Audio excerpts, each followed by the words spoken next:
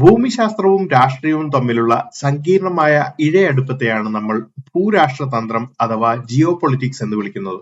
ഒരു പ്രദേശത്തിന്റെ ഭൗതികമായ പ്രത്യേകതകൾ എന്തൊക്കെയാണ് അന്താരാഷ്ട്ര ബന്ധങ്ങളെയും ലോകക്രമങ്ങളെയും മാറ്റിമറിക്കുന്നത് എന്നതിന്റെ ഏറ്റവും മികച്ച ഉദാഹരണമാണ് ഹോർമൂസ് കടലിടുക്ക്, സ്റ്റേറ്റ് ഓഫ് ഹോർമൂസ്. കേവലം കിലോമീറ്ററുകൾ മാത്രം വീതിയുള്ള ഈ ഇടുങ്ങിയ ജലപാത എങ്ങനെയാണ് ആഗോള സമ്പദ് വ്യവസ്ഥയുടെ ജീവനാഡിയായി മാറിയത്?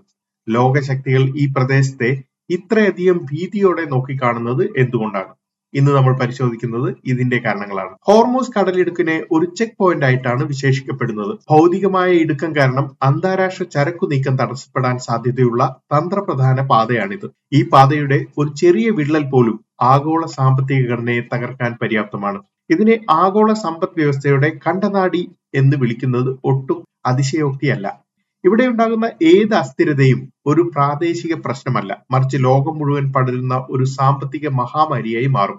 ഈ ഭൗതിക പാത വെറും ഒരു കപ്പൽ ചാലല്ല, മറിച്ച് ലോകത്തിലെ ഊർജ ആവശ്യങ്ങൾ പ്രവഹിക്കുന്ന ഒരു മഹാധമനിയാണ്. ഹോർമൂസ് കടലിടുക്കിന്റെ ഭൂമിശാസ്ത്രപരമായ പ്രത്യേകതകൾ എന്തൊക്കെയാണ്? ഇത്രയും വലിയ കപ്പലുകൾ ഈ ചെറിയ ഇടത്തിലൂടെ എങ്ങനെയാണ് സഞ്ചരിക്കുന്നത്? പേർഷ്യൻ ഗൾഫിനെ ഒമാൻ ഉൾക്കടലുമായും അതുവഴി അറബിക്കടലുമായും ബന്ധിപ്പിക്കുന്ന ഏക പാതയാണിത്. അതിന്റെ ഒരറ്റത്ത് ഇറാനും മറുവശത്ത് ഒമാനും യുണൈറ്റഡ് അറബ് എമിറേറ്റ്സും സ്ഥിതി ചെയ്യുന്നു. ഈ കടലിടുക്കിന്റെ ഏറ്റവും കുറഞ്ഞ വീതി വെറും 34 കിലോമീറ്റർ ആണ്. ലോകത്തിലെ ഏറ്റവും വലിയ കപ്പലുകൾ ഈ ഇടുങ്ങിയ പാതയിലൂടെ സഞ്ചരിക്കുന്നത് അതീവ ജാഗ്രതയോടെയുള്ള ഏകോപനം ആവശ്യമായ ഒന്നാണ്.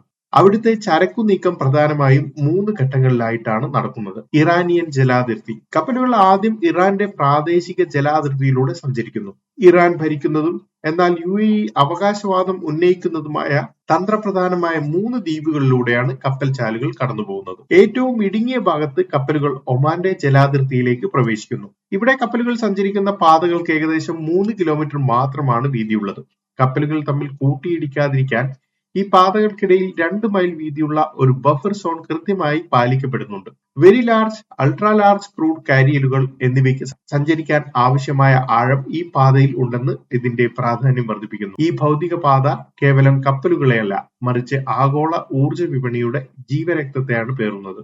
ലോകത്തിന്റെ എഞ്ചിൻ റൂം എന്ന് വിശേഷിപ്പിച്ച ഹോർമൂസ് കടലിടുക്കിലൂടെ എത്രത്തോളം ഊർജ വിഭവങ്ങളാണ് പ്രതിദിനം കടന്നുപോകുന്നത്? ആ കണക്കുകൾ അക്ഷരാർത്ഥത്തിൽ അമ്പരിപ്പിക്കുന്നതാണ്. ആഗോള എണ്ണ വിപണിയുടെ സുസ്ഥിരത ഹോർമൂസിനെ എത്രത്തോളം ആശ്രയിച്ചിരിക്കുന്നത് എന്നത് ഈ കണക്കുകൾ വ്യക്തമാകുന്നു. 21 ദശലക്ഷം ബാരൽ ആണ് 2018 കണക്കനുസരിച്ച് പ്രതിദിനം പെട്രോളിയം ഉൽപ്പന്നങ്ങൾ ഇതിലൂടെ കടന്നുപോകുന്നത്. 21% ആഗോള ഉപഭോഗം. ലോകത്തിലെ മൊത്തം പ്രതിദിന പെട്രോളിയം ഉപഭോഗത്തിന്റെ ഏകദേശം 21% ഈ ഒറ്റ പാതയെ ആശ്രയിച്ചിട്ടാണ്. കടൽ മാർഗം നടത്തുന്ന എണ്ണ വ്യാപാരത്തിന്റെ 3/1, പ്രകൃതിവാതക വ്യാപാരത്തിന്റെ 4/1 ഇതിലൂടെയാണ് നടക്കുന്നത്. ഇവിടുത്തെ തടസ്സങ്ങൾ ഏറ്റവും കൂടുതൽ ബാധിക്കുന്നത് 5 ഏഷ്യൻ രാജ്യങ്ങളെയാണ്: ചൈന, ഇന്ത്യ, ജപ്പാൻ, സിംഗപ്പൂർ, ദക്ഷിണ കൊറിയ.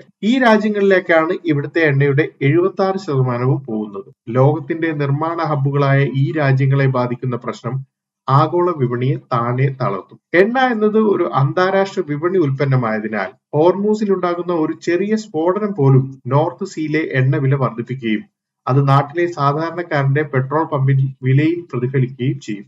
അമേരിക്കയും ഇറാനും തമ്മിലുള്ള രാഷ്ട്രീയ തർക്കങ്ങൾ ഹോർമൂസ് കടലിടുക്കിനെ എങ്ങനെയാണ് ഒരു യുദ്ധക്കളമാക്കി മാറ്റുന്നത് എന്ന് നോക്കാം. 2015 ആണവ കരാറിൽ നിന്ന് 2018 അമേരിക്ക ഏകപക്ഷീയമായി പിന്മാറുന്നതോടെയാണ് കാര്യങ്ങൾ വഷളാവുന്നത്. അമേരിക്ക ഏർപ്പെടുത്തിയ പരമാവധി സമ്മർദ്ദം എന്ന ഉപരോധം ഇറാന്റെ സമ്പദ് വ്യവസ്ഥയെ തളർത്തി. ഇറാന്റെ വരുമാനത്തിന്റെ 66% എണ്ണ കയറ്റുമതിയിൽ നിന്നായിരുന്നു. ഇവിടെയാണ് ഇറാന്റെ പാരഡോക്സ് അഥവാ വൈരുദ്ധ്യം നമ്മൾ കാണുന്നത്. സ്വന്തം എണ്ണ വിൽക്കാൻ അനുവദിക്കാത്ത ഉപരോധങ്ങളെ പ്രതിരോധിക്കാൻ ഇറാൻ ഉപയോഗിക്കുന്ന ട്രംപ് കാർഡ് ഹോർമൂസ് കടലിടുക്ക് അടച്ചുപൂട്ടുമെന്ന ഭീഷണിയാണ്. തങ്ങളുടെ സാമ്പത്തിക അടിത്തറയായ എണ്ണ പ്രവഹിക്കുന്ന അതേ പാത തന്നെ തടയുമെന്ന് ഇറാൻ ഭീഷണിപ്പെടുത്തുന്നു. അമേരിക്ക അവരുടെ വിമാനവാഹിനി കപ്പലായ എബ്രഹാം ലിങ്കൻ മേഖലയിൽ വിന്യസിച്ചതോടെ ഏത് നിമിഷവും പൊട്ടിത്തെറിക്കാവുന്ന ഒരു സാഹചര്യമാണ് ഇവിടെ നിലനിൽക്കുന്നത്. ഹോർമൂസ് കടലിടുക്ക് അടയ്ക്കുക എന്നത് പ്രായോഗികമായി സംഭവിക്കാവുന്ന ഒന്നാണ്. ഇതൊരു സാങ്കല്പിക ഭീഷണിയല്ല. 1980-88 കാലഘട്ടങ്ങളിലെ ഇറാൻ ഇറാഖ് യുദ്ധത്തിനിടയിൽ നടന്ന ടാങ്കർ യുദ്ധം ഇതിന് തെളിവാണ്. അന്ന് 240ഓളം ടാങ്കറുകൾ ആക്രമിക്കപ്പെട്ടു. 1988 ഉണ്ടായ ഒരു വലിയ കണക്കുകൂട്ടൽ പിഴവ് നമ്മൾ മറന്നുകൂടാ.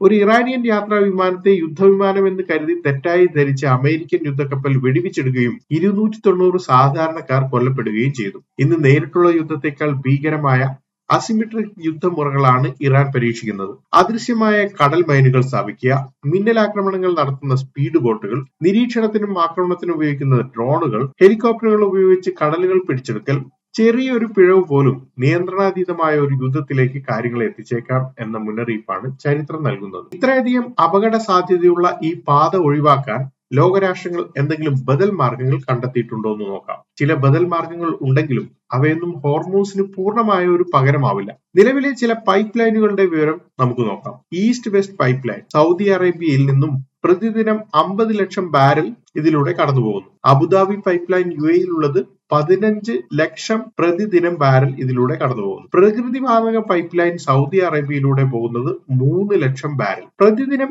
21 ദശലക്ഷം ബാരൽ കടന്നു പോകുന്ന സ്ഥാനത്ത് ഈ പൈപ്പ് ലൈനുകൾ വെറും 6.5 ദശലക്ഷം ബാരൽ മാത്രമേ വഹിക്കാൻ കഴിയുള്ളൂ. അതായത് ഹോർമൂസ് അടയ്ക്കപ്പെട്ടാൽ ലോകത്തിന് ലഭിക്കേണ്ട എണ്ണയുടെ സിംഹഭാഗവും നഷ്ടപ്പെടും. ഹോർമൂസ് കടലിടുക്ക് വെറും ഒരു ജലപാതയല്ല, മറിച്ച് അത് ആധുനിക ലോകത്തിന്റെ നിലനിൽപ്പിനെ നിർണ്ണയിക്കുന്ന ഒരു നിർണായക ഘടകമാണ്. അന്താരാഷ്ട്ര സമൂഹം യുദ്ധം ഒഴിവാക്കാൻ ആഗ്രഹിക്കുന്നുണ്ടെങ്കിലും ഒരു ചെറിയ കണക്കുകൂട്ടൽ പിഴവോ അബദ്ധത്തിലുള്ള ആക്രമണമോ ഈ പാതയെ നിശ്ചലമാക്കാം. അത്തരമൊരു സാഹചര്യം ഒരു യുദ്ധപ്രഖ്യാപനമായി കണക്കാക്കപ്പെടും. ഭൂമിശാസ്ത്രപരമായ അനിവാര്യതയും രാഷ്ട്രീയ അസ്ഥിരതയും ഹോർമൂസിനെ എന്നും ലോകത്തിലെ ഒരു അപകട മുനമ്പായി നിലനിർത്തുന്നു. ആഗോള സമ്പദ് വ്യവസ്ഥയുടെ ഈ കണ്ടനാടി സുരക്ഷിതമായിരിക്കുക എന്നത് ലോക സമാധാനത്തിന് അത്യന്താപേക്ഷിതമാണ്.